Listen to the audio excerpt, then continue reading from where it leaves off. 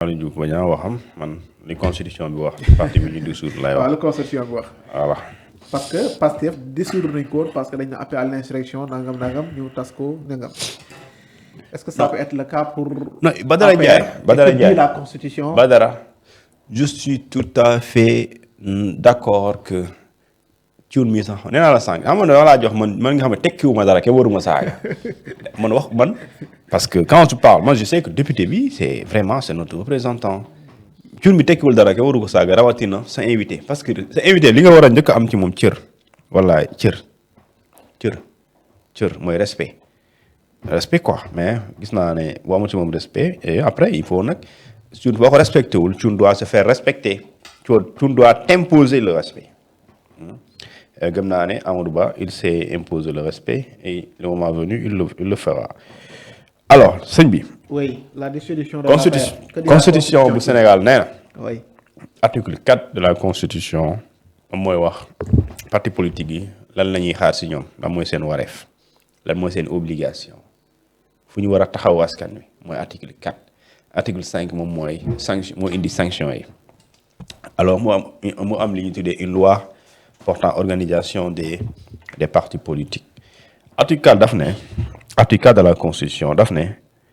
les partis politiques alinéa 3 daf ne les partis politiques et les coalitions de partis politiques de même que les candidats indépendants sont tenus de respecter la constitution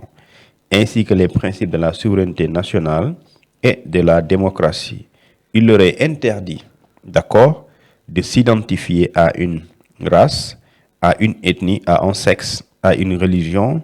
à une secte, ou à une langue, ou à une partie du territoire. mooy tere nañu bépp parti politique wala coalition de partis nga créer ko wala nga exister parti bi en tant que parti nga sukkandiku ci parti boobu jaaree ko ci ñun nga ne ñun waa xeet bi mooy race bi ñun waa ethnie bi li ñun waa par exemple ma joxe exemple ñun waa séeréer yi ñun joolaa yi ñun tukulóor yi ñun bambara yi ñun et cetera ñun njaago yi dañ ko tere ñu ne wala nga ne ñun jigéen ñi mosoo gis parti jigéen ñi doo ko mos a gis Sénégal tant que article 4 constitution muy existé doo mos a gis parti jigéen ñi doo mos a gis parti góor ñi ñu ne loolu dañ ko tere ñu ne également un parti boo xam ne da ngay identifier ci religion nga ne ñun le parti des musulmans amu fi wala le parti des chrétiens amu fi le parti des catholiques amu fi ñu ne wala ay secte kuréel boo xamante ne yéen a xam loo leen gëm ngeen ñun la wala à une langue wala ñun langue ñuy la ñun parti ñuy làkk olof kese la wala parti bi ñuy làkk bambara kese la wala parti ñuy làkk séeréer kese la mooy à une langue ou bien à ce qu'on appelle une partie du territoire nga ne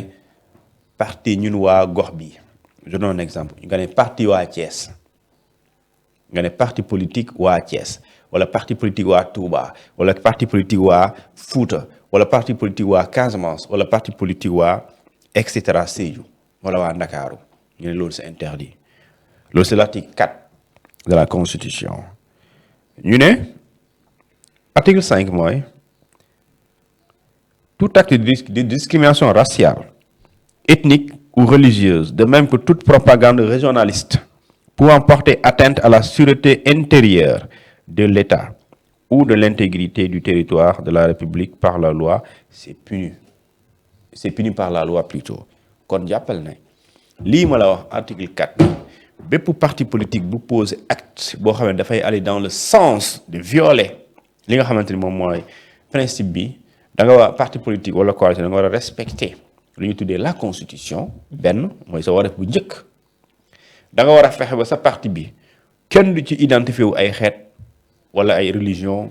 wala ay secte wala ay race wala ay langue wala ay ñun waa fii et cetera képp ku ko def motif de dissolution la wala motif de suspension léegi nag constitution dafa prévoir ñaari sanction bu njëkk bi mooy soo defee mën na la suspendre maanaam ñu suspendre tes activités politiques mooy sanction bu njëkk bi mun nekk deuxième bi mooy mën nañ dissoudre sa parti mooy tas ko récupérer sa récépissé léegi nag li tax ñu dissoudre parti wala ñu suspendre ko mooy li ma la wax nii da nga koy def maanaam kii yee fitna respectul constitution bi parce que dañ ne ñii di parti politique dañoo war a fexe ba constitution bi respecté constitution bokk na lu mu imposer parti politique mooy yéen da ngeen war a bokk ci ñiy former askan bi jàngal leen promouvoir la citoyenneté loolu la ñu wax former askan boobu noonu ba ñu gën a xam li nga xamante ni moom moo leen war ci seen réew ba pare da nga war a contribuer à ce que li ñu boole mu gën a dëgër à la place ngeen koy fragiliser donc bu ñu gisee parti boo xam dafay yee fitna parti boobu day violer constitution bi bu ñu gisee parti bi wootee waa xeet bi dafay violer constitution bi bu ñu gisee parti boo xamante ni fi ñu war a unité parce que loolu yëpp l'objectif faut nous comprendre c'est l'unité nous sommes une nation unie d'accord cette unité là ne doit pas être également fragilisée de par les actes posés par des partis politiques ou des coalitions ou des hommes politiques léegi nag su boobaa li ma la bëgg a wax ni comparé ko léegi ndax APR mu ngi def loo xamante ni constitution bi waxu ko su dee loolu la mën nañ ko dissoudre mën nañ ko suspendre bu dee defu ko mënoo ko dissoudre mënoo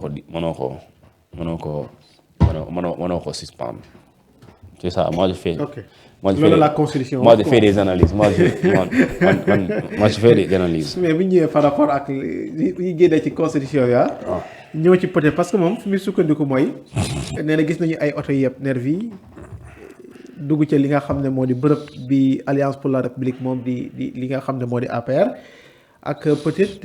li fi xew lépp li ñu wax ne ñoom bu nekkee ci nguur gi ñoo ko fi jëf mu jàpp ne loolu war na mën a nekk motifu ñu daal di tas li nga xam ne moo di parti bi di APR. léegi xam nga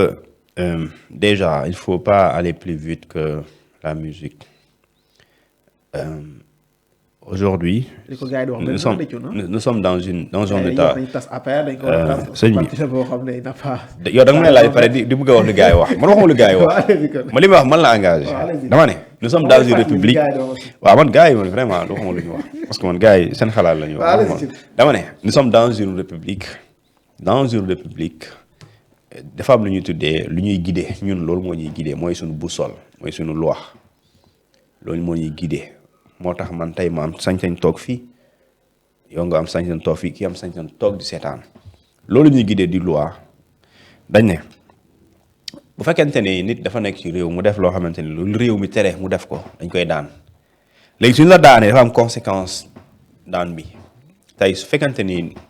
quand je dis plus vite que la musique loi d'amnistie xam nga jógewu fi suñ demee ba ñu gis ne dañoo attesté il y a eu des gens qui étaient des civils recrutés dans le but de déstabiliser wala yàq dara yàq boobu yoon da koo tere conséquence mën na doon par exemple sanctionner le parti politique bi sponsorisé wala bu financer wala bu promouvoir loolu mais tollooguñu fa. léegi nag dissolution wala suspension mën na nekk les conséquences ou bien une résultante de ce qu'on appelle, n'est-ce pas, d'une décision de justice qui est rendue par rapport à ça. Maintenant, loolu jotagul, donc c'est trop précoce d'en parler. Maintenant, ça peut être ce qu'on appelle sonder le public pour voir la réaction comme vous êtes en train d'en parler comme journaliste. Ok. En tout cas, le débat est lancé et puis je pense ce matin,